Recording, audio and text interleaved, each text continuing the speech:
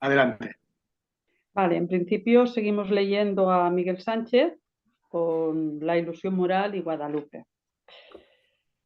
Las dos ideas maestras que apuntalan el juego de contraluces bien mal en la reflexión teológica de Miguel Sánchez son las de libertad y felicidad, ideas, por lo demás, propias de cada sistema moral, pero que aquí va más allá de un determinado sistema ético.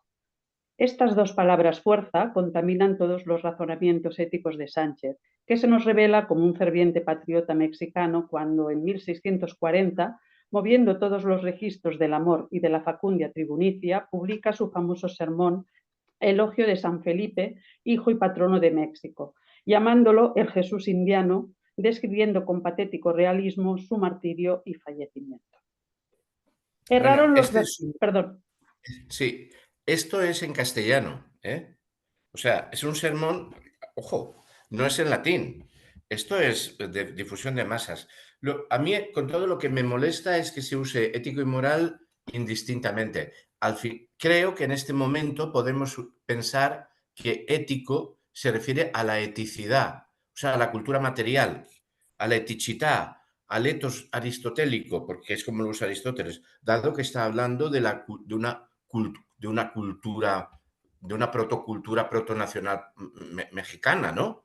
Pero no sé, esto es, sí, nada más.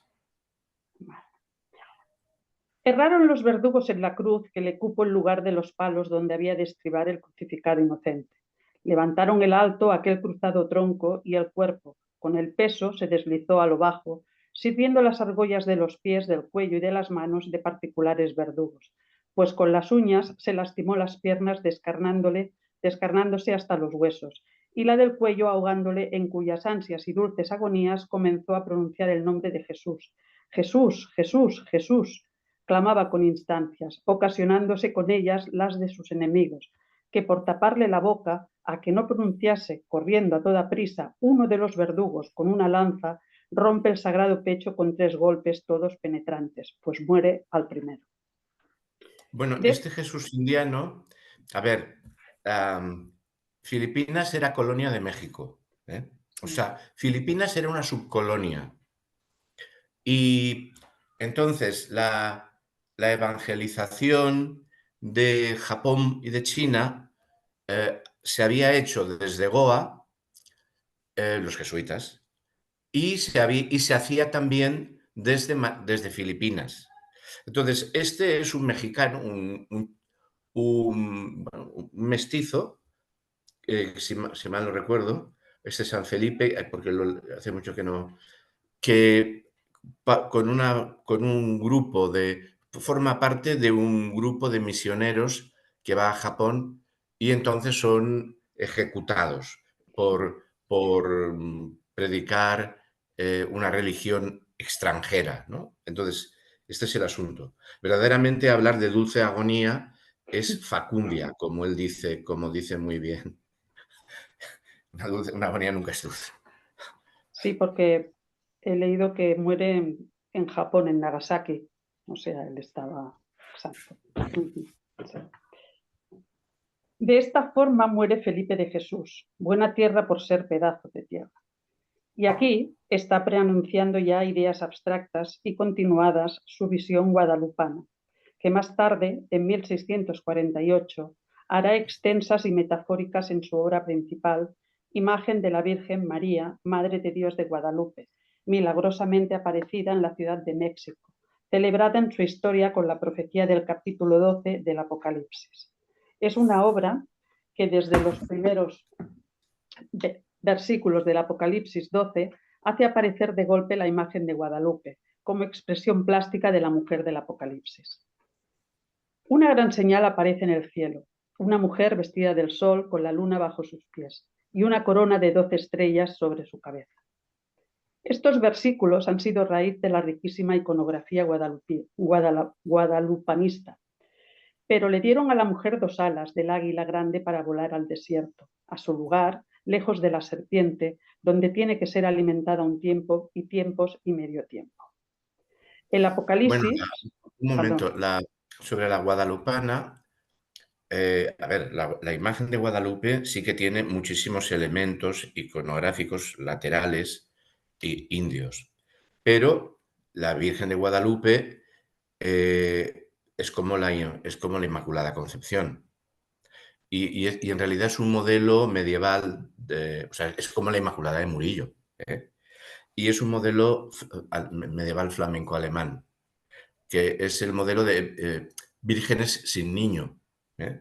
Luego están las vírgenes con niño, ¿no? O sea, la Virgen Negra de los bolivianos es virgen con niño, ¿no? La Virgen que también también es encontrada en un lugar sagrado, se la encuentra en el lago Titicaca, que era un lago sagrado de los incas, ¿no? Pero bueno, o sea, Es la Virgen de eh, Urcupiña, no, la Virgen Negra le llama. No, esa, es esa boliviana, la de Urcupiña, es una sí, pero no Virgen, es no la del es. no es la Virgen Negra, que Mm, es virgen con niño. mm, Bueno, esta es virgen sin niño y es una iconografía medieval que entra con los españoles, claro. vale. El Apocalipsis se convierte, bajo el efecto de una exégesis aguda y audaz, en profecía mexicana. Las raíces proféticas e implicaciones patrióticas están contenidas en los versículos anteriores, de ahí que Laso de la Vega, en 1649, afirme: yo y todos mis predecesores hemos sido Adanes dormidos poseyendo a esta Eva segunda en el paraíso de su Guadalupe mexicano.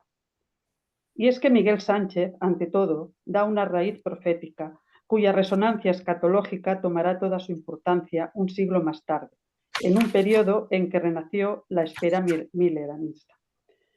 Por el puente tendido entre Tepeyac y Apocalipsis se lanzarán los predicadores del siglo XVIII y los revolucionarios del siglo XIX.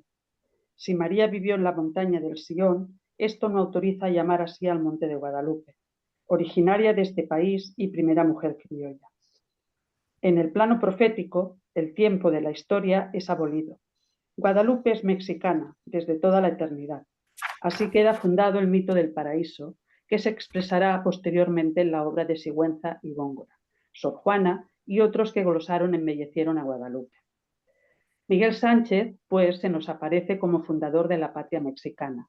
Por ello, dedica al final de su obra con estas palabras: lo he hecho para la patria, para mis amigos y compañeros, para los ciudadanos de este mundo. Y por ello dice: eres tú, México, patria mía, una mujer portento que vio Juan, en términos del cielo con lucimientos suyos y preñada de un hijo. En mucho te pareces, alas tuvo de águila, el dragón que te sigue se vale de las aguas, y si estando en el cielo con un hijo pretende allí tragarte, ¿qué pasará a tus hijos en la tierra? Padece cada uno de los que la estatua enigma, la cabeza de oro, pecho de plata, diente de cobre, piernas de hierro y pie de barro. Desprendiendo de esta idea de mujer portento, el sentimiento de México elabora toda una tesis guadalupana. Si México sufre, si el mexicano se angustia y desespera, su desdicha, dice Sánchez, está en los pies de la tierra, de ser de esta tierra, que se presume por el mayor defecto. Y agrega: cada uno de los hijos de México puede ponderar a su propósito y sentido el Salmo 16 y, en secreto, aplicar todos sus versos, pronunciando el último en sonoros ecos, tiernas declamaciones y amorosos acentos. Yo, Señor, os quiero por mi juez, quedaré satisfecho cuando apareciere vuestra gloria. Entiéndase lo dicho así, que todos los trabajos, todas las penas, todos los sinsabores que pueda tener México se olvidan y se remedian, recompensan y alivian con que aparezca en esta tierra y salga de ella, como de sus misteriosos y acertado dibujo de semejanza de Dios, la imagen de Dios que es María en su santa imagen de nuestra mexicana Guadalupe. Bueno, esto es un poco exageradamente, bueno, salvo que aceptemos que se basa en el Génesis, que el hombre está hecho a imagen y semejanza de Dios, hacer de María una semejanza, la imagen de Dios, es como, es algo más que, es culto del, es un culto exagerado. O sea, no es una, la Iglesia Católica lo consideraría, bueno, la Iglesia se consideraría, no es hiperdulía, que es lo que se le debe rendir a María, sino la tría, que es lo que se le rinde a Dios. O sea, es una exageración. No puede haber una teología mariana, porque la teología es de Dios, para entenderlo, ¿no? La imagen de antes, esa de cabeza de oro, pecho de plata, vientre de cobre, es del Antiguo Testamento. No me acuerdo, no me acuerdo. Si alguien lo sabe comentar. ¿Ricardo Díaz está diciendo algo? Bueno, pues los pies de barro es el libro de Daniel. del libro de... Vale, ahí. Del profeta Daniel. Vale. El desarrollo del final de los imperios. Empiezan con el asirio, babilónico, persa, etcétera, etcétera. Y dice que esto, una piedrecita de tierra acabará con el gigante ese de cabeza de oro, pecho de plata, etcétera, etcétera. Vale, vale. De acuerdo.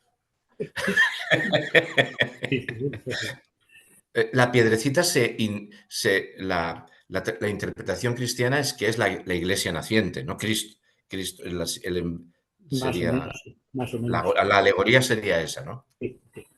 Vale. ¿Sigo? Claramente percibimos los contenidos espirituales que Sánchez, primer adalid del guadalupanismo, sustenta. Así, no es raro encontrar estas palabras admirables y que dicen más sobre México que todo lo expresado por los pensadores anteriores a él. Dióme la patria los míos, los compañeros, los ciudadanos, los de este nuevo mundo, teniendo por mejor descubrirme yo, atrevido ignorante para tanta empresa, que dar motivo a que se presumiese de todos olvido tan culpable con reliquia de tal imagen, y originaria de esta tierra y su primitiva criolla. Y en otra parte, bien puede México, cristianamente ufano y humildemente agradecido a María Virgen, que en su imagen trajo las flores, para que en su ciudad se apareciesen, suplicarle pronuncie por su boca las mismas palabras. Flores apoadurerum in terra nostra, flores han aparecido en nuestra tierra. Y pedir a San Bernardo repita las suyas piadosamente prestadas y acredite con ellas la dicha que a las manos le vino. Terra nostra bendicabat sibi, sed quasi patriam, no quasi possessionem. Apareciéndose María en México, entre las flores, es señalarla por su tierra, no solo como posesión, sino como su patria, dándole en cada hoja de sus flores y rosas escrito el título y fundación amorosa, con licencia para que los ciudadanos de México puedan entender, publicar, inferir, alegar, pretender, íntima y singular hermandad de parentesco con María en aquesta su imagen, pues renace milagrosa en la ciudad donde ellos nacen y la patria, aunque es madre común, es amantísima madre. Bueno, está claro que hay una identidad novohispana clarísima ya para las fechas estas en las que estamos, ¿no? Esto yo lo he entendido bastante mejor al leer el libro que me recomendó Antonio Navas, Los imperios ibéricos y la globalización de Europa, de Bartolomé Llum Casanillas, porque habla de imperios compuestos, ¿no? O sea, es una composición, ¿no? de territorios, a su vez con composición. Monarquía compuesta. Monarquía compuesta. Que además cada territorio tiene una composición de compromisos entre cuerpos. O sea, la monarquía daba permiso y privilegio al que conquistaba, a cambio de que el que conquistaba considerara que era territorio de la monarquía, pero el que conquistaba iba con sus primos, sus hermanos, sus amigos, y explica muy bien también cómo muchas veces la forma de garantizar la conquista era el compromiso con órdenes misioneras. O sea, es una complejidad, ¿no? Tú que lo has leído, yo estoy leyéndolo, lo tengo a medias, y la parte institucional la tengo a medias. Tú lo has leído entero. No sé si... No se te oye. No se te oye. Sí, lo he Bueno, leído sí, entero. si hay alguna cosa más que añadir. No. Porque Vaya, el libro es espléndido, ¿eh? Es Así una es. síntesis de los... Bueno, en fin, es espléndido. Vaya. He aquí, pues, el capullo del guadalupanismo mexicano en la búsqueda de la felicidad y libertad a través del consuelo de los nuestros, la Virgen de Guadalupe. Pero estas dos palabras, fuerza, aquí ya van más allá de un determinado sistema ético. Solicitar precisión a ambos conceptos a la luz de razonamientos éticos es imposible, y ahí radica su fuerza en su enorme vaguedad, solo comparable con su verosimilitud o inverosimilitud. Contradicen todo lo que sabemos o creemos saber sobre el hombre y el mundo, por lo que no resisten la menor indagación. Tal es su único y fascinante contenido. Toda su sustancia la toman de nuestro escepticismo visceral sobre las cosas que decimos pensar y saber, del carácter vitalmente insatisfactorio de nuestros conocimientos, de esa honda imposibilidad de creer realmente en algo que subyace a toda creencia. Si confiáramos por un momento en los jirones de lucidez que hemos logrado rescatar del mecánico torpor en la habitualmente nos movemos manejar con seriedad expresiones tales como soy libre o quiero ser feliz, nos sería imposible y cualquier consideración ética nos haría ruborizar. Es posible que Miguel Sánchez haya reflexionado sobre esto. En todo caso, la filosofía no ha resuelto nunca ninguno de los problemas que se ha planteado. En el mejor de los casos, ha mostrado que eran irresolubles y por qué. Ejemplo notable de... ¿Perdón? Yo quería decir alguna cosa. Estamos ante una página en la que es resueltamente antisuareciano. Bueno, va a acabar poniendo en crisis incluso el libre albedrío hacia el final de esta página, ¿eh? Y la filosofía de Suárez parte de un principio fundamental que es que el hombre es libre. Y bueno, yo siempre, no sé, siempre me estoy refiriendo a la disputatio, a la disputación metafísica 19, es completada con la 31, pero bueno, es la 19. Entonces, en la 19, Suárez plantea que el hombre, por creación de Dios, por voluntad divina, no dice causa sui, porque eso sería, esa es la frase con la que se define la capacidad de Dios de autocrearse, ser causa de sí mismo. El hombre, por voluntad divina, es causa libre, como todos los seres racionales, que son los ángeles y, bueno, los demonios también. Pero el ser humano es causa libre, y la causa libre se da a sí misma su propia aseidad. Aseidad sería lo que hace Dios, pero bueno, por naturaleza carece de naturaleza. Y por eso el mismo Suárez declara que esencia y existencia son términos análogos para decir lo mismo, según, que este es un debate larguísimo con las que se anda con muchísimo cuidado, según el momento, según conveniencia del paso filosófico, ¿eh? Y que la esencia humana sea existencia significa que no hay una manera a priori desde toda la eternidad de ser dada al ser humano. Si esto no fuera así, no habría problema teológico. El problema teológico que hemos estado leyendo anteriormente sobre los futuros, sobre si Dios puede, sobre la ciencia condicionada. Si el ser humano no fuera constantemente el que se crea a sí mismo a lo largo de la historia, no habría el problema de la ciencia condicionada, que es la pregunta, pero ¿cómo puede Dios conocer desde siempre aquello que depende constantemente de la voluntad humana? Entonces, aquí, en esta página, Curi Camacho se ventila esto, ¿no? Es más, ya en otro momento le hemos visto decir que no puede ser que se parta de... Bueno, y a ver, y encima Suárez, el principio fundante para mostrar que somos libres, apela a nuestra experiencia de libertad. Dice, los seres humanos tenemos experiencia de ser libres. Somos libres, la prueba es que lo experimentamos. Claro, Curi Camacho dice que eso no es un argumento, y sin embargo nadie le va a decir, nadie ha puesto nunca en solfa a Descartes que dice, yo existo, tengo la prueba de que existo porque pienso. O sea, claro, Descartes ha sido un discípulo de los jesuitas. O sea, pero el cogito cartesiano es una fundamentación de su principio ontológico lanzada, o sea, remitida a una experiencia. Pues el principio de libertad de Suárez está remitido a la experiencia de libertad. Y además, muy firmemente y muy fuertemente, Suárez en la Disputatio 19 se enfrenta, dice, nombra a Aristóteles y a Aquino. Para Aristóteles no hay más posibilidad de que una vida buena, que un ethos, una cultura material de vida buena. Las demás se deterioran, o sea, puede ser mejor o peor, pero no le cabe en la cabeza que haya formas distintas de ser. Están los bárbaros, ¿no?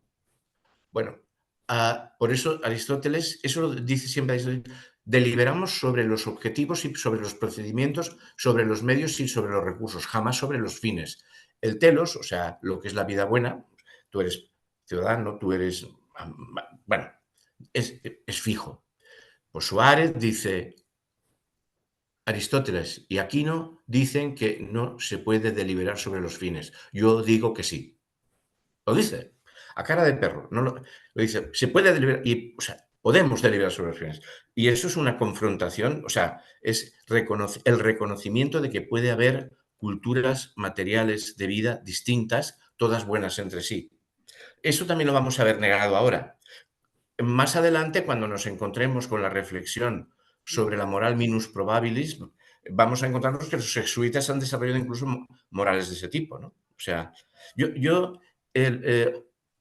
ahora estoy leyendo el libro de Bartolomé, ¿no? Jun. Y yo he leído estos días de atrás el libro este maravilloso de Matteo Ricci, Descripción de China, la admiración y el respeto que tiene ante una cultura, civilización alternativa a la europea, no la llama cristiana, a la europea. Nosotros los europeos, ellos los chinos.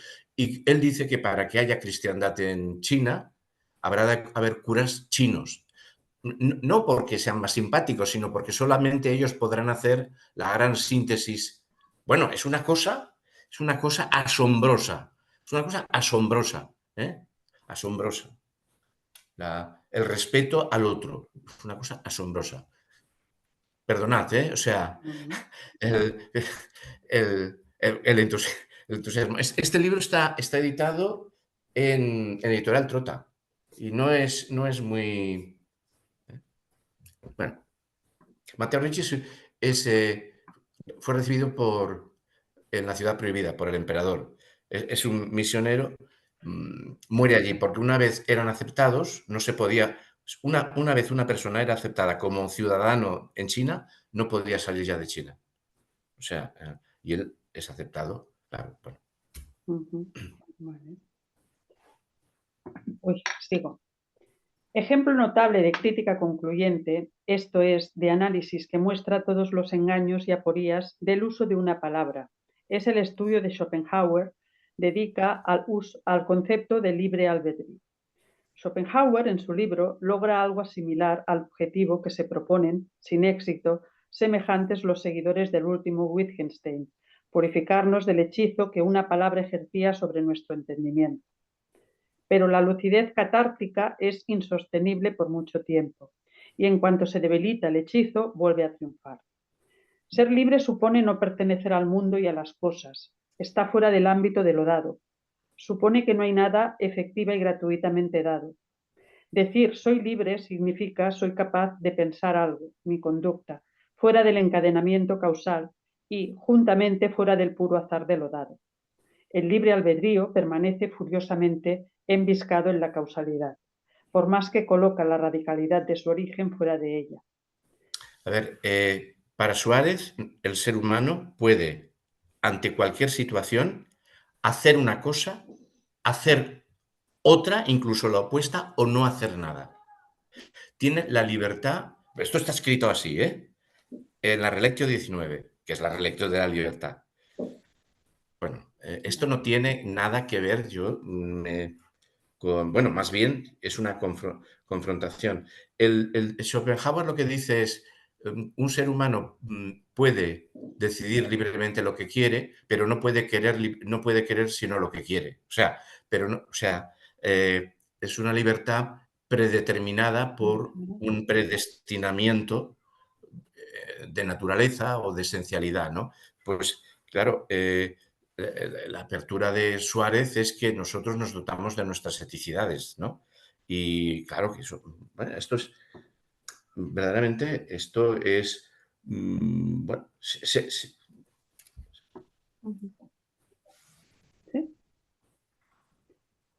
Es preciso escoger entre la libertad y el ser. O soy libre y el ser está a mi servicio, o bien depende de lo dado y mi aparente libertad está al servicio del ser. Y entonces, no más argucias, llámense jesuitismo, neotomismo o sartrismo. La felicidad... ¿Ven que aquí hay un debate entre esencia y existencia? Sí. Él pretende establecer una esencia predeterminada, y no, mientras que la posición suareciana sería que somos duración, procesualidad, autocreación, por la gracia de Dios. Bueno, esto es lo que hay. Un debate entre los del ser son los tomistas, los de la existencia son los suarecianos. O sea, y el debate lo aclara maravillosamente un libro que recomienda Curi Camacho, es el de Etienne Gilson, El ser y la esencia, ¿no? Donde Etienne Gilson, que era un grandísimo filósofo y era un tomista francés, se abre las venas porque Suárez niega eso.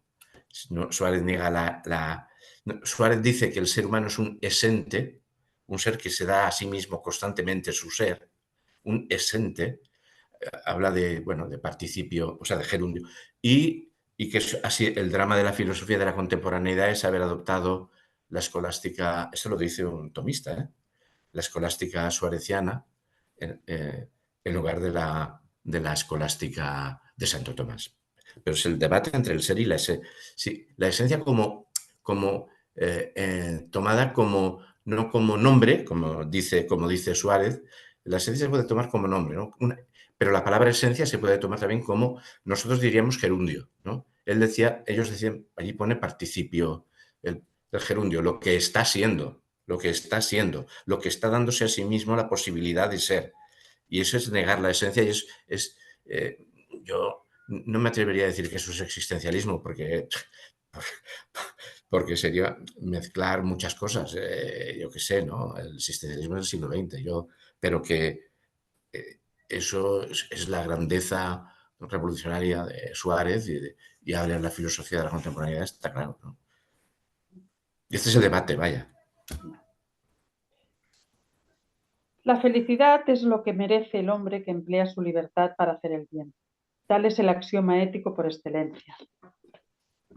El lugar de la felicidad será el futuro o el pasado mítico que vuelve, el jardín perdido que retorna tras el juicio moral definitivo, pero después de una selección y ya no para todos.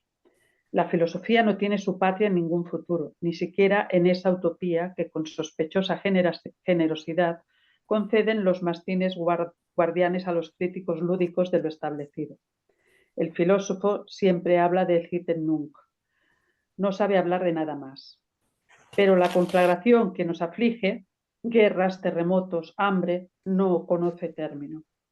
La filosofía no viene antes ni después, puesto que es uno de los ingredientes del conflicto. La filosofía es una meditación culpable sobre la imposibilidad de la culpa, una defensa inagotable del anhelo robado al muerto, que desentiende del muerto, como el muerto exige desentenderse de su propio cadáver, para no ser confundido con su verdugo. Yo no sé aquí a dónde va. Me atrevería a decir que aquí está confundiendo todas las filosofías con la filosofía kantiana. Kant, ya sabéis, ¿no? Hay un ser y un deber ser. El imperativo moral es el deber ser, pero el deber ser no existe. El deber ser hay que ponerlo. Yo me imagino, esto desde luego nada tiene que ver con la filosofía aristotélica, en el cual la moral es hacer que funcione el mundo en el que estás. El ethos. La moral del individuo es hacer que funcione el mundo. Por lo tanto, la moral es el término medio, pero no entre el mal y el bien, sino el término medio entre el ethos que hay que reproducir, que es el de la polis, la cultura material de vida de la polis, y tus capacidades. Y ahí la filosofía no está apostando por una ausencia, está apostando por la reproducción de la eticidad de la polis, ¿no? No entiendo, hay cosas que no entiendo. Lo del robado, el muerto y esto es lo que yo interpreto la filosofía culpable sobre la imposibilidad de la culpa, ¿no? Porque además el principio ético del imperativo categórico no se sabe nunca cuál es, ¿no? Pero bueno.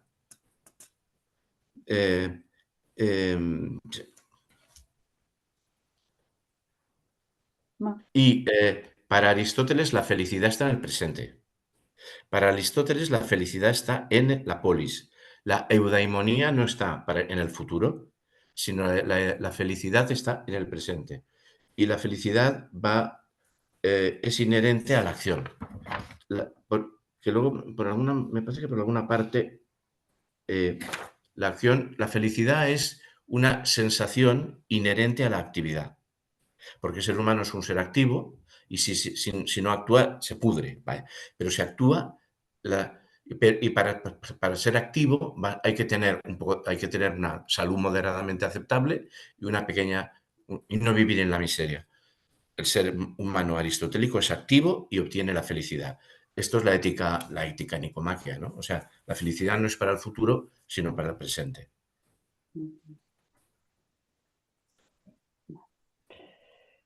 Pero Sánchez, tal como su admirado San Agustín, muestra que la libertad, que no confunde con el libre albedrío, y felicidad del mexicano, son actividades de creación y decisión que no serían autónomas si debieran someterse al control de la razón, haciendo estallar con ello nuestra metafísica que descansaba sobre una definición contradictoria del hombre por la libertad y por la razón a la vez, transportándonos a un universo para ponernos en guardia contra el orgullo y la felicidad, para prepararnos a acoger el misterio, la abundancia que nos es brindada desde arriba. En su obra fundamental escrita en 1648, profundamente consciente de la originalidad del evento Guadalupe, ve el drama de la existencia como una serie de opciones de alternativas. Ellas se hacen en y por el tiempo y sin embargo llevan más allá de él, pues ni la muerte ni la vida eterna son para el hombre fatalidades que proceden del determinismo, sino conquistas de su libre acción.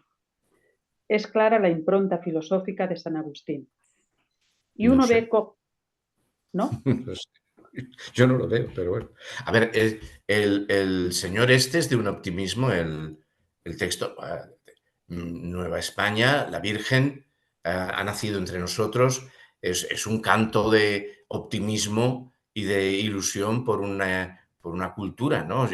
El agustiniano, quien haya leído las confesiones de San Agustín, el ser humano es un gusano abyecto, en fin, nada tiene que ver. Y luego, bueno, la crítica a la frase libre albedrío es digna de un luterano, ¿eh? O sea, criticar la frase libre albedrío es digno de un luterano. O sea, es lo propio de los luteranos y de los calvinistas, ¿eh?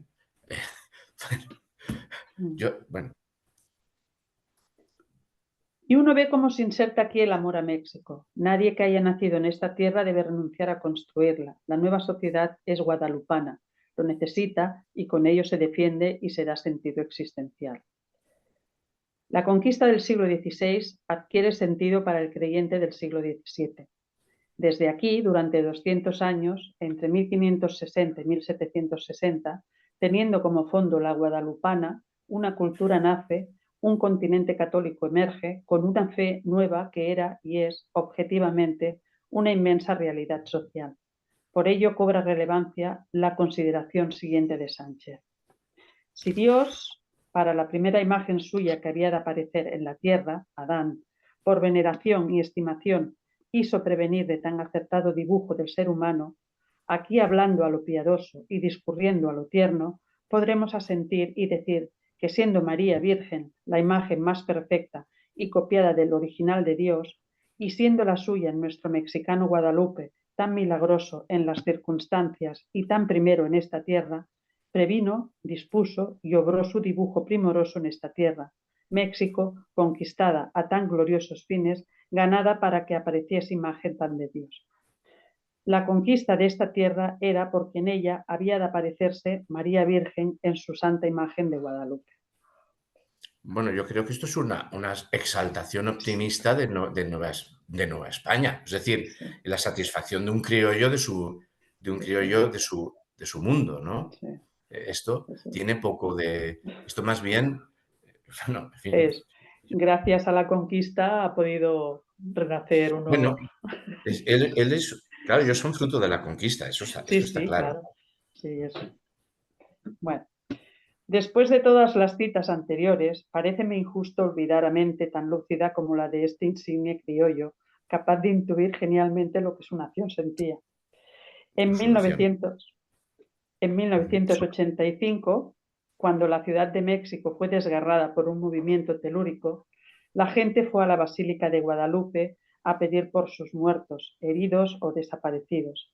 Acudieron obreros, empleados, escolares, inquilinos de edificios salvados, dirigentes de sindicatos con las personas del gremio, patentizando de un modo dramático, legítimo, respetable, hermoso, la vigencia de Santa María de Guadalupe. La Bueno, filosofía, sí. La guadalupana es el símbolo de una nación. Él va a dirigirse ahora hacia una reflexión, o la hizo ya sobre lo sagrado, pero bueno, para mí fue muy sorprendente ver cómo los estadounidenses, cuando las Torres Gemelas, eran capaces de hacer los sagrados sin imágenes, los sagrados sin vírgenes, ¿no? Porque las reuniones cívico-dramático-trágicas de la ciudadanía después de la catástrofe de las Torres... Porque, claro, o sea, lo sagrado, es cierto, lo sagrado es un sentimiento antropológico humano. Ya está. Curi Camacho quiere llevarlo más allá, ¿no? O sea, convertirlo, sin atreverse a decirlo, en la prueba de la existencia de la trascendencia, ¿no? Pero bueno, el ejemplo que yo tengo más grabado en la mente es aquello, ¿no? A los 3 o 4 días o a la semana del 11 de septiembre del 2001, cuando se reunían los estadounidenses y, bueno, hasta tocaban campana, pero era campana de los bomberos, y era un ritual sagrado, pero laico, que era una cosa chocante, ¿no? Para mí, ¿no? Bueno.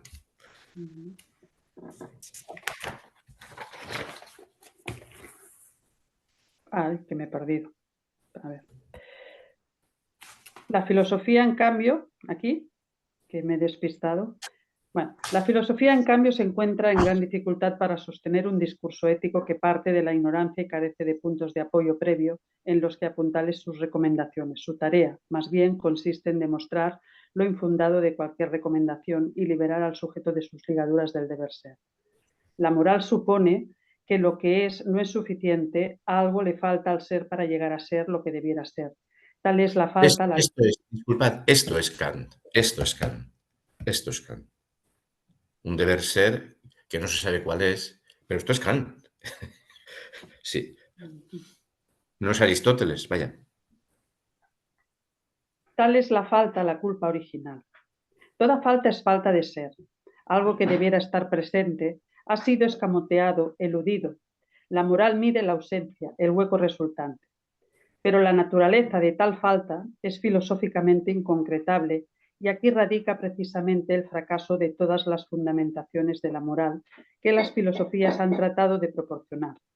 Lo que nos falta... A ver, solamente quizá en algunas ramas de la contemporaneidad las filosofías han sido las que hayan intentado fundamentar una moral. Por ejemplo, Hegel dice que el búho de Minerva llega al atardecer. Primero sale el etos. El etos tiene su moral y la filosofía dice, esto es lo que hay. Aristóteles dice que hay que defender el etos que hay. O sea, solamente ciertas filosofías vanguardistas, entre las cuales, pues bueno, las de los que hemos sostenido los comunistas como vanguardia, ¿no? Y los kantianos, todo el kantismo, ¿no? Pero no es cierto que las filosofías hayan querido imponer morales. Han dado la moral como parte del etos existente y, bueno, han dicho, esto es lo que hay. Kant no. Kant, como suprime, se quedan, pero esto es unas ramas de filosofía, son unas filosofías, vaya, que un tomista, bueno, sabe lo que dice Aristóteles, debería tener más respeto hacia Aristóteles, vaya. Los diversos objetos inaccesibles que vagamente se estremecen pendientes de la cucaña ética que es el ser menesteroso debe escalar, tienen la arbitraria variedad del sucedáneo. El bien, la verdad, la justicia son cualquier cosa y no son nada.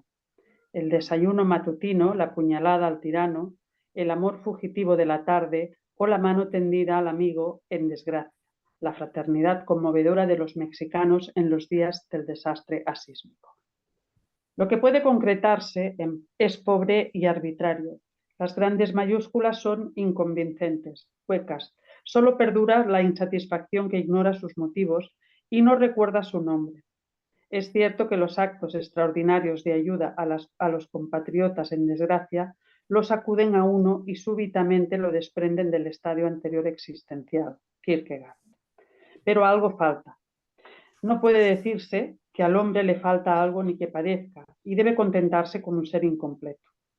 El reto elemental ante quien afirmara tal cosa es exigirle que precise qué falta y que no sucumba ante un examen crítico de sus planteamientos. Nadie hasta ahora ha salido incólume de esta prueba. Racionalmente, nunca se ha cogido al hombre en falta. Debe contentarse con lo que hay, puesto que no hay nada más y no es posible justificar que deba llegarle al ser un suplemento. ¿De dónde? Cuya ausencia justifique la insatisfacción que espolea la acción del hombre moral. La ética, al menos, en cuanto se pretende disciplina radical o ciencia normativa, naufraga en este punto, merced a un hiato en el continuo del ser que la fe exige. La religión escapa a la aporía situando la falta en un momento previo a la ética. A ver, la ética nunca no es una ciencia normativa.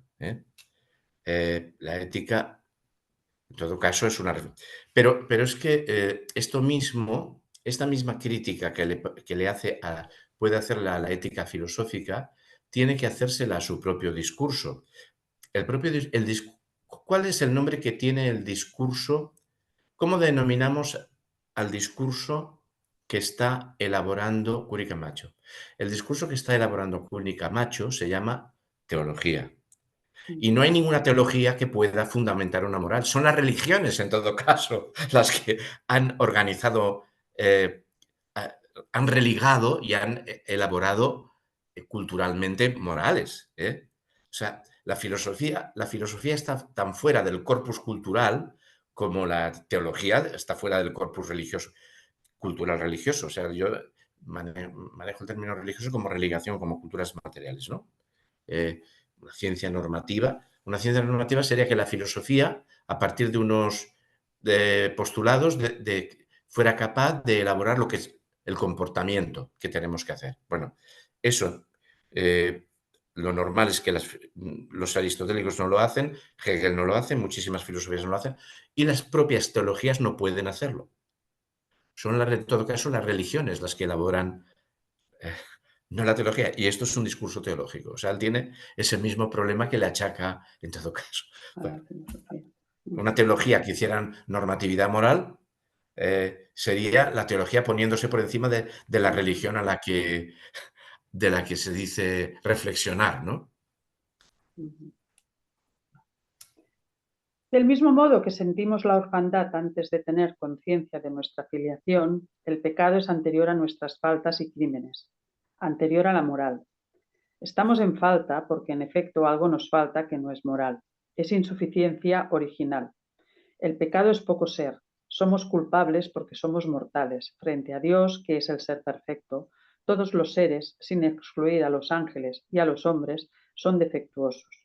Su defecto reside precisamente en no ser Dios, esto es, en ser contingentes. Esto dice que es de Octavio Paz. ¿Es verdad que es de Octavio Paz? Es que yo no... No lo he Bueno, comprobado. es que tampoco tengo... eh, lo que sí sé es que se aparta totalmente de la escuela española. Es decir, eh, el propio Vitoria, que es un dominico, ya en la naturaleza humana, constituida por Dios en el paraíso terrenal, hace que la naturaleza humana tenga repúblicas. O sea, hay un orden moral, hay un orden ético, de etos, que procede en el ser humano. O sea, el ser humano no es esa deficiencia agustiniana vacía para Vitoria. Eh, eh, ¿Cómo, cómo justifica Vitoria? Bueno, ¿cómo se puede sustentar? Bueno, yo lo que no voy es a discutir con Vitoria. ¿Cómo justifica Vitoria la necesidad de repúblicas, res públicas, comunidades organizadas en el paraíso, si más no fuera para ordenar el ritual de alabanza a Dios? Frase de las Relectios. O sea, coge toda la antropología aristotélica y la mete antes del pecado original. Y el pecado original no la lesiona. Entonces, este vaciamiento, esta insuficiencia original, que muy posiblemente pueda ser muy kierkegaardiana y muy agustiniana, no está en la línea del corpus hispano de justnaturalista, ¿no? Si Vitoria ya hace esto, cuando a finales del siglo esté trabajando Suárez, pues claro, Suárez va lejísimos, ¿no? Vale, Suárez va lejísimos. Esto está en las Relectios, o sea, y de las Relectios de Vitoria son textos de 50 páginas. Hay 11, se han conservado solo 11. Y bastaría con leer 3, las 2 de indios y la del derecho de guerra. Habría una cuarta que se puede leer, que es, todas son muy interesantes, que es la de Sociedad Civilis, sobre el poder civil, pero con las de indios y de Relectio, que son 50 o 60 páginas. Una Relectio era, al final del curso, todo profesor tenía que dar cuenta en público de las innovaciones que había hecho. Y entonces él se había convertido en un procedimiento vacío, él vuelve a darle a la Relectio, que es esta función de tal. Seguro que las 60 páginas no podían ser convertidas en pieza oratoria, porque a final de curso, ante las autoridades académicas, cada catedrático explicaba lo que... Pero sí que es un texto cuyo resumen puede ser seguramente explicado en 2 horas. O sea, son textos muy claros, son textos muy asequibles, son textos... Los de la Iglesia también son muy interesantes, hay 2 sobre la Iglesia. También la Iglesia tiene derecho de tiranicidio. También la Iglesia es una república, solo que es una república episcopal, porque Cristo hizo una res pública de episcopus. Hola, arriba, Joaquín Bilbao. Sí.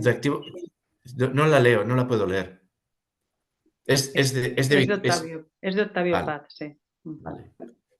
Bueno, pues yo no... Bueno, pues este Curicamacho a veces se enfrenta y a veces lo utiliza, ¿no? Bueno, lo dicho, o sea, Vitoria no iría por ahí y Suárez desde luego no va por ahí, vaya.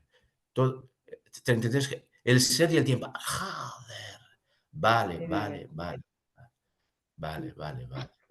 Ser y tiempo. ¿Qué más está disponiendo Joaquín Bilbao? ¿Qué más hablan?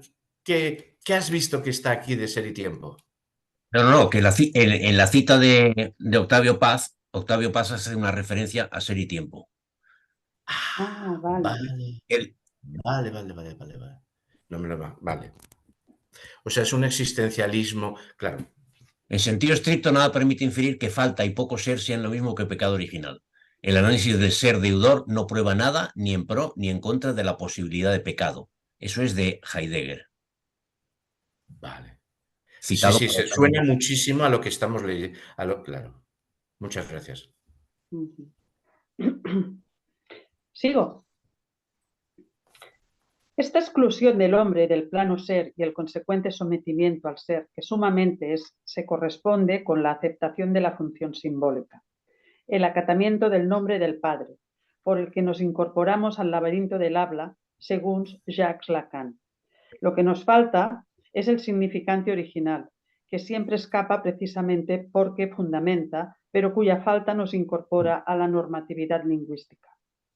El psicoanálisis lacaniano aporta una explicación ni moral ni religiosa a la imposibilidad de precisar discursivamente la naturaleza de la falta. Esta se halla fuera del alcance del lenguaje porque su función es posibilitar.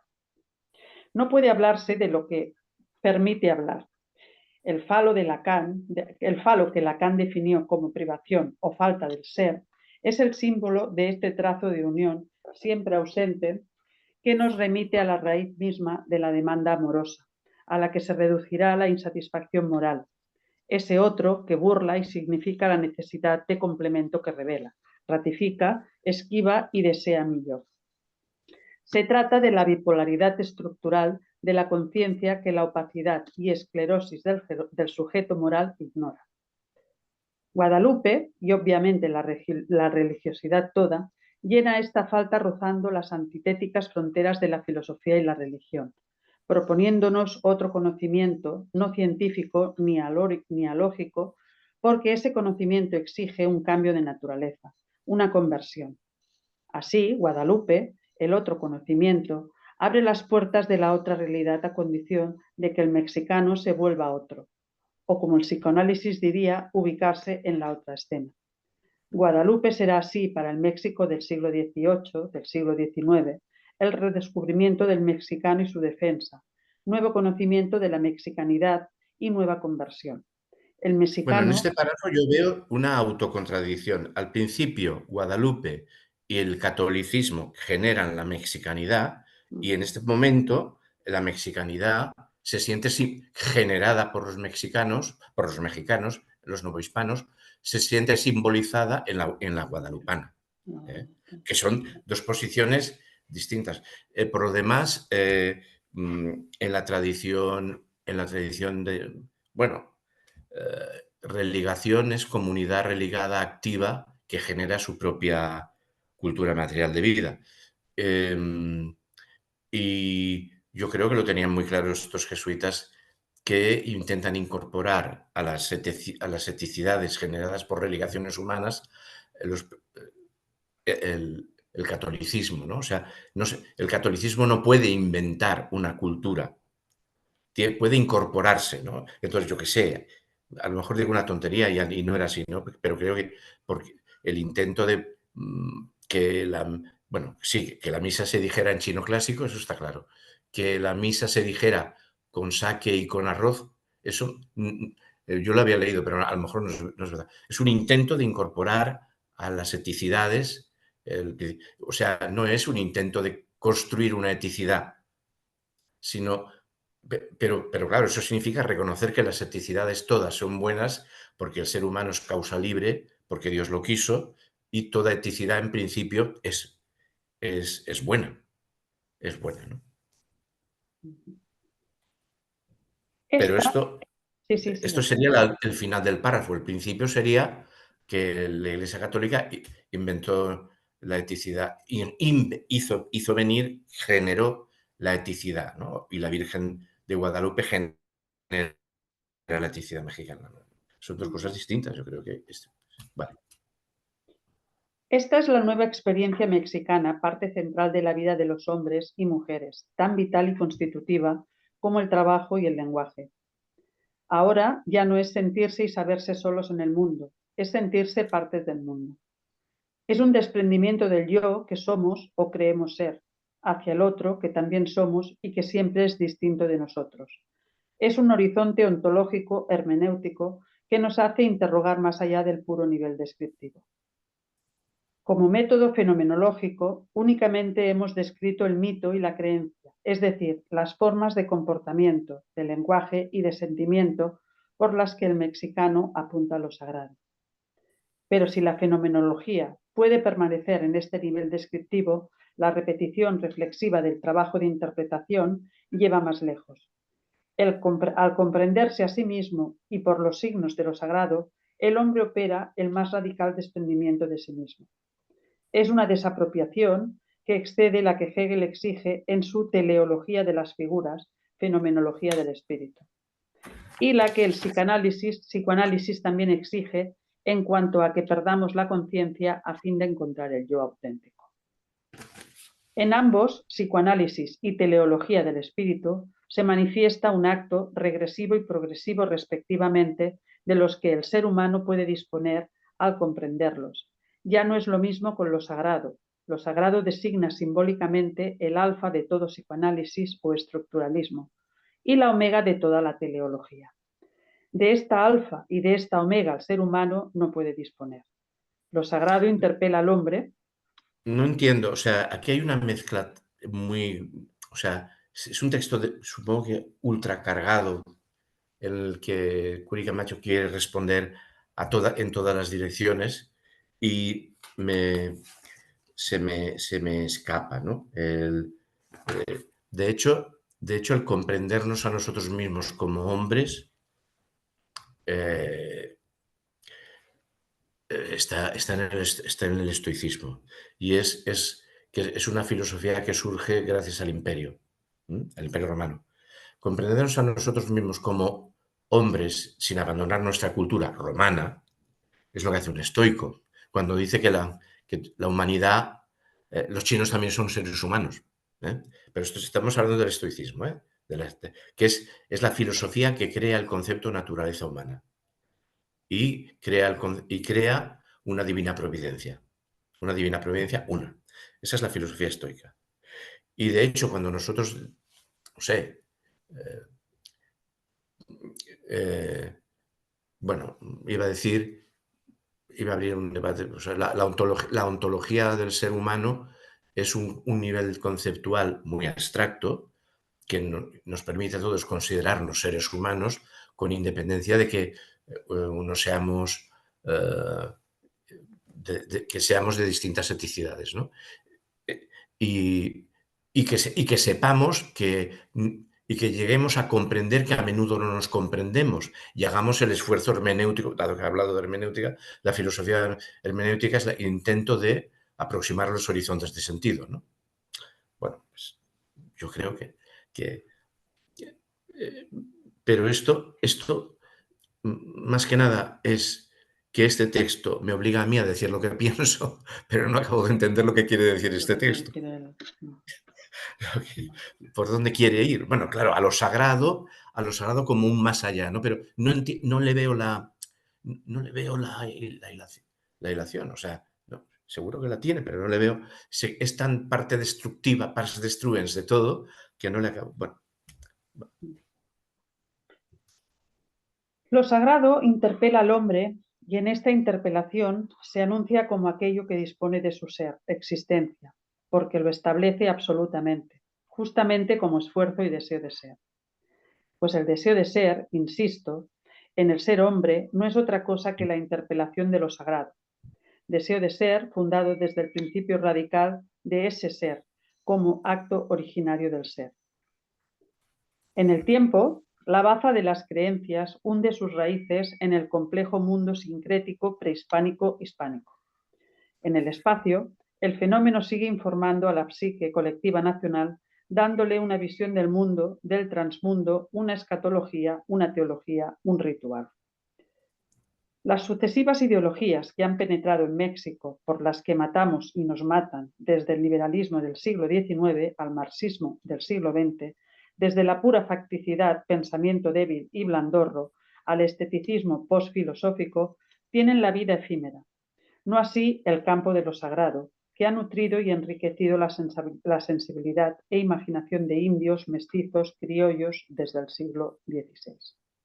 Bueno, yo aquí sí que puedo entender lo que hay, ¿no? O sea, no sé si existe, él mismo a veces dice que no sabe si existe un etos novohispano actualmente, pero sí que está claro que el liberalismo y el mismo marxismo, yo soy marxista, pero bueno, es inexcusable que la mayor parte se han comportado como pensamiento, o sea, el liberalismo, bueno, si alguien conoce de la novela de Doña Bárbara, o sea, civilizar el mundo y convertirlo en un mundo moderno significa que desaparecen las viejas culturas materiales, ¿no? Entonces se llega con a arrasar lo anterior y a imponer el liberalismo. Imponer la libertad entendida como solamente es libertad si es el liberalismo, ¿no? Podríamos, no es así porque el liberalismo no es demócrata, ¿no? Pero ojalá podríamos, si esta gente fuera liberal, podríamos ser demócratas, como son viejos setos, criollo, mestizo, tal, no es tolerable. Hemos de arrasar eso, ¿no? Estas las teorías de la vanguardia, pero eso es positivismo, el mismo marxismo como positivismo, cuando ha sido así, ¿no? Que ha sido muy frecuentemente, ¿no? Bueno. Bueno, él más adelante dice que pide quitar los complejos, ¿no? Que habría que incluir esta tradición de esta cultura. Vale. México sigue siendo un mundo intelectual. Perdón. Es así en la tradición del marxismo mexicano. Es decir, en ese sentido tiene razón Curi Camacho, pero no, por ejemplo, en el marxismo peruano. El indigenista, bueno. Claro, hay otro marxismo distinto, pero efectivamente en México es totalmente urbano, racionalista, trotskista y todo lo que quieras, ¿no? Vale, de acuerdo. No, y hay otros más. Por ejemplo, es cierto que sin habérselo planteado mucho, los vietnamitas sí generaron un marxismo. Bueno, hoy en día se ha convertido en una sociedad totalmente modernizada y capitalista, pero bueno, se pretendía que fuera otra cosa, ¿no? Bueno, los chinos que están volviendo a Confucio. Sí. También. México sigue siendo un mundo intelectual que no sabe cómo lidiar con la teología, cosa divertida, agradable y reveladora a un tiempo, pues esta indiferencia hacia Miguel Sánchez, Lasso de la Vega, Becerra, Tanco, Florencia y el guadalupanismo en general podría atribuirse tanto a prejuicios precientifistas como a una inhibición debida a ciertas circunstancias históricas y sociales, jacobinismo trasnochado, etnocentrismo en el mito del progreso, marxismo vulgar, sin sentido posmoderno, tesis todas ellas ubicadas en el cuadro puramente afirmativo del racionalismo tecnológico-científico que manejan por igual los defensores del orden y sus detractores contagiados de idénticas positividad. Todo esto limita gravemente nuestra comprensión de ciertas formas de vida de la otra faz, la faz secreta de México. La peculiaridad de la teología de Guadalupe consistirá en romper esa nerviosa falta de hábito para el estudio multidisciplinario y en hacer su ingreso en círculos que hasta ahora mantiene la religión fuera de su alcance. Bueno.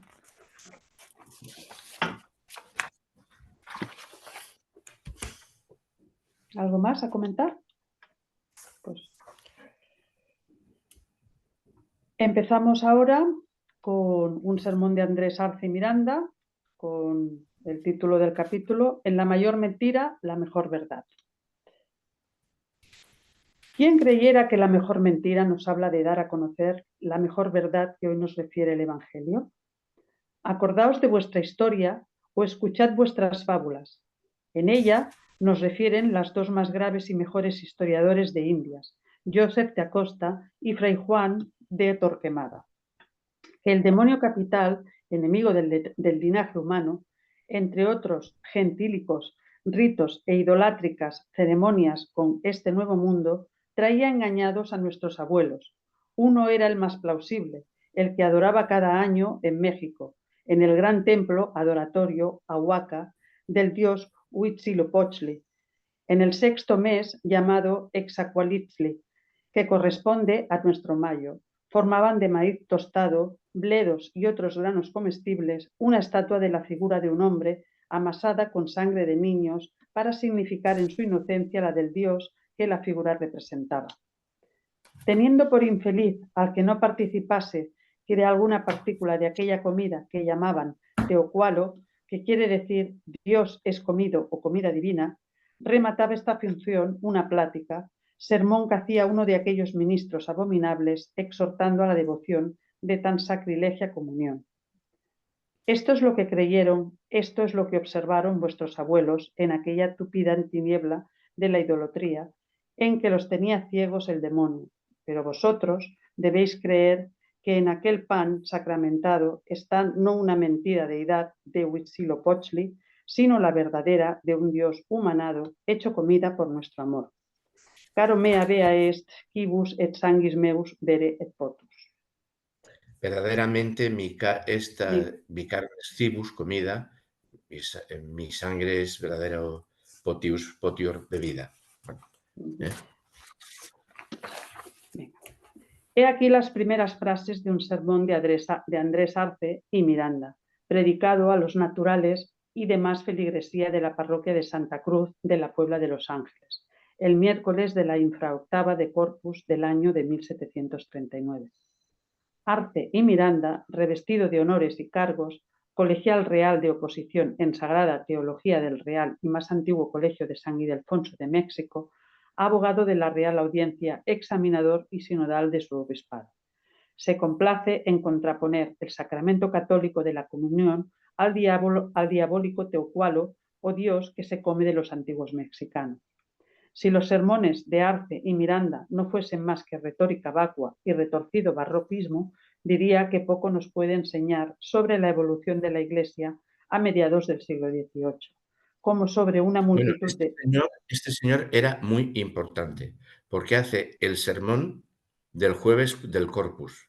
Esto es la fiesta del Corpus Christi, que ahora hoy en día no sé, pero nosotros sabemos lo de 3 jueves hay en el año, o sea, y este es en la ciudad, en su ciudad, el que hace el sermón del día del Corpus, que es la exaltación de la Eucaristía. O sea, habla del claro, es lo lógico, ¿no? O sea, bueno, o sea, un señor muy importante, por lo que yo puedo entender, ¿no? Vale.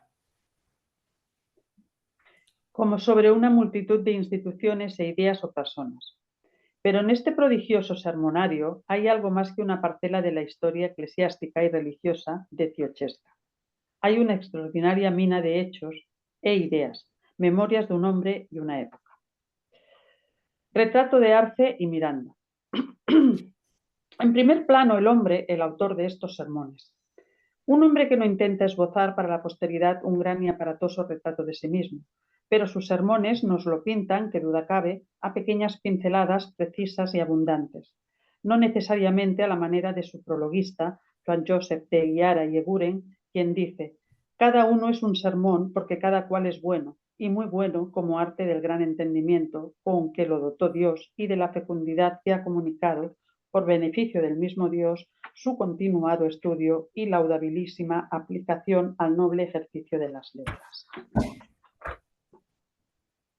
Es cierto lo que Eguiara y Eguren afirma, que el lector de buen gusto encontrará en estos sermones diamantes y piedras preciosas en el mundo de la latinidad, dialéctica, filosofía, teología, jurisprudencia, cánones y metafísica. Pero más allá de los estudios de este hombre, muy docto y versado en toda la sagrada teología, o sea, la que se ventila en las escuelas o la que se practica en los confesionarios o bien la que se maneja en los púlpitos.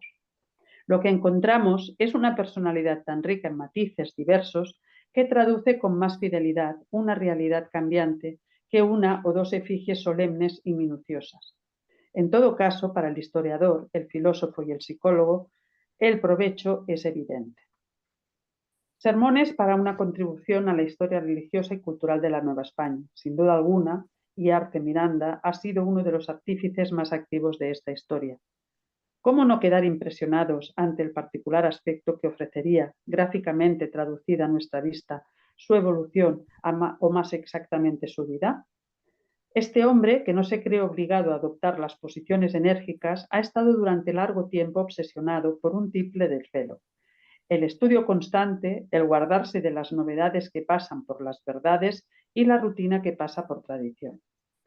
Este hombre, que parte de los radicales definiciones de la fe católica frente a los restos culturales indígenas, que afirma sin reticencias la superioridad católica sobre el paganismo indio, que niega que todas las culturas son iguales, rechaza sin embargo que la enseñanza religiosa deba imponerse a contrapelo al espíritu humano, o se adopte un racionalismo que no Bueno, le parece sinónimo de razón.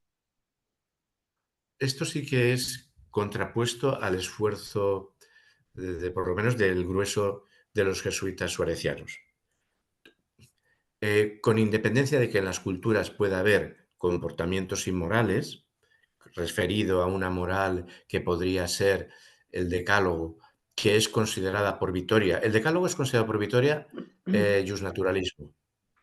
Los 10 mandamientos son el justnaturalismo. Bueno, todas las demás, los gruesos culturales, todos son igual de buenos.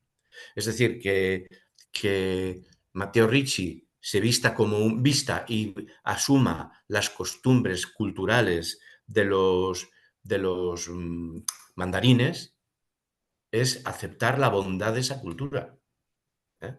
Y en esa cultura hay que integrar una fe, la redención, etcétera, etcétera, ¿no? Pero dentro, llegando a esto, ¿cómo se suele llamar a estas cosas? Cuando se quiere hacer despreciativamente, se quiere despreciar su... Sí, ¿cómo solemos caracterizar? ¿Cómo solíamos caracterizar al Islam? Como una mezcla de distintas religiones. ¿Cómo se llama esto? Me cago en la mar, me falta la palabra. Ecléctico. Ecléctico. Eclecticismo. Pues lo que se pretende, no un eclecticismo, no una mezcla. O sea, asumir aquello e integrar algo. Pero asumirlo, no intentar que los chinos vivan como europeos, que el católico chino viva como el católico de Barcelona o de Madrid, sino que viva, asumir el etos, la cultura material de vida china, ¿no? Esto es el asunto. Y porque la república, porque para esta gente, para cualquier aristotélico, la república es un derecho natural. Y se entiende por república el etos de una polis. El etos de una polis es la comunidad está constituida, la constitución de una comunidad, la verdadera constitución. Pero es que esto llega hasta Hegel. Hegel lo dice, ¿no? La constitución de una sociedad no es la ley constitucional. La constitución de una sociedad es el etos, la cultura material. Por eso, el ejemplo que pone Hegel, por eso cuando en 1809 José Bonaparte promulga una constitución en España, se va a hacer puñetas porque contradice el etos español. La verdadera constitución es eso. Pero es que lo dice Rousseau, la verdadera proyecto de constitución de Córcega. ¿Cuál es el proyecto de constitución de República de frugalidad, que no haya circulación de dinero, que no haya lujo, no se fabrique el lujo? Y eso hace culturas... Bueno, o sea, es la tradición que para un Suárez es de cajón, ¿no? La eticidad, la república es una cultura material de vida. Y respetar esas culturas materiales de vida es lo...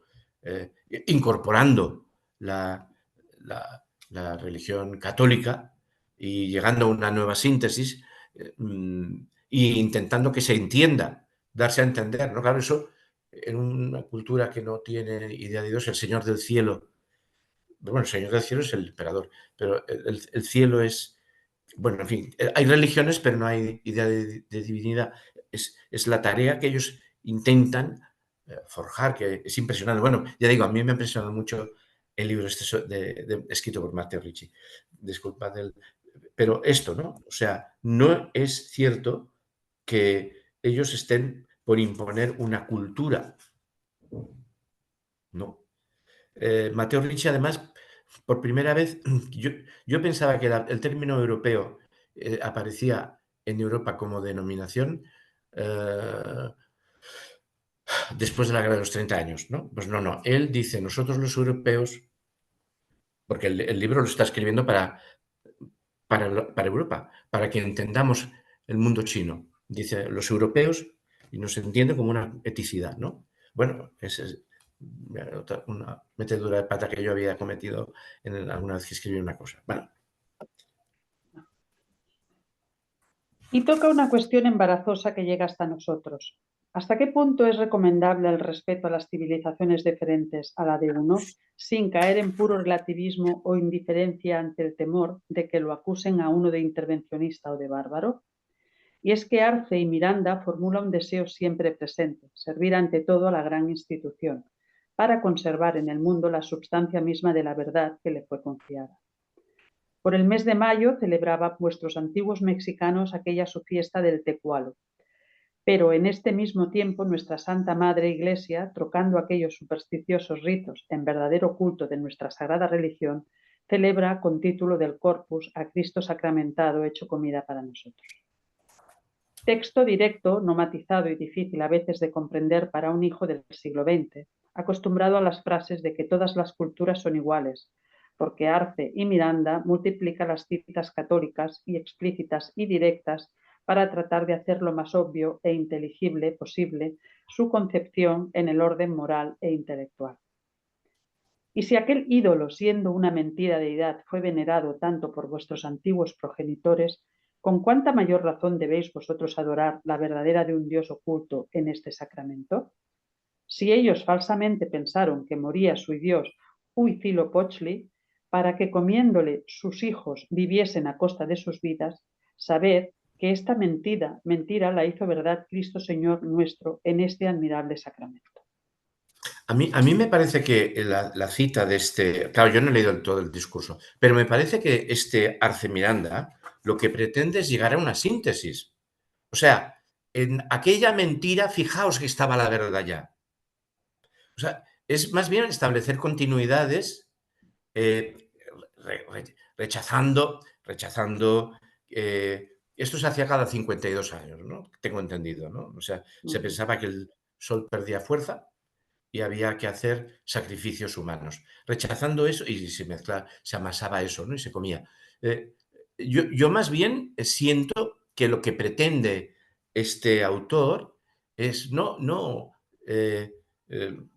bueno, no tendría sentido estar recogiendo un legado y repetirlo, ¿no? O sea, es llegar a componendas, yo qué sé cómo decirlo, no sé, es fea la palabra, con culturas pasadas y ver que, bueno, en fin, yo siento que va por ahí la cosa, no sé. Vale. Sí, bueno. Reglas suprahistóricas. El hombre que sacamos a escena no es simplemente un hombre, es también un sacerdote que afirma que hay normas trascendentes, normas absolutas que no son históricas y contingentes para jugar una cultura cualquiera. Aquí estamos enfrentados a diferencias que son al mismo tiempo contradicciones y que no pueden coexistir indiferentemente, sencillamente yuxtapuestas, como en un museo donde coexisten civilizaciones diversas.